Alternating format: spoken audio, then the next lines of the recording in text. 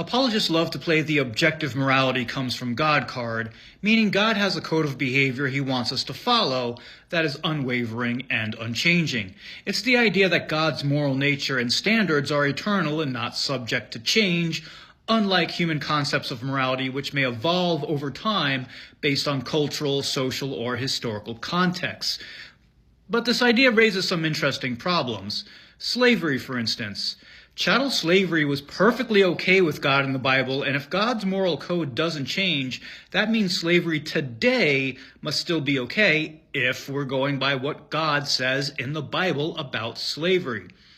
Now, to be fair, some apologists fully admit this, and of course, these are not people you want to sit next to at dinner, despite the fact they're just adhering to God's supposedly objective morality.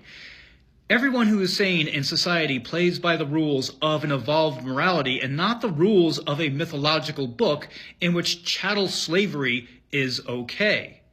In another example, let's talk about something Paul said about women in 1 Timothy chapter 2. Let a woman learn in silence with all submission. I do not permit a woman to teach or to have authority over a man, but to learn in silence.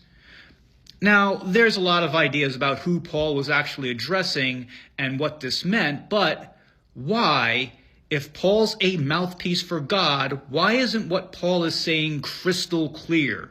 It seems crystal clear to me, but I'm an atheist. Why is there a discernment problem regarding this and other moral codes God allegedly laid out? Why do any Christians disagree on what God means by certain things in the Bible? That shouldn't be the case if God's morality is objective, unless either God doesn't want it to be clear or the idea of objective morality coming from God is just BS that falls apart upon examination.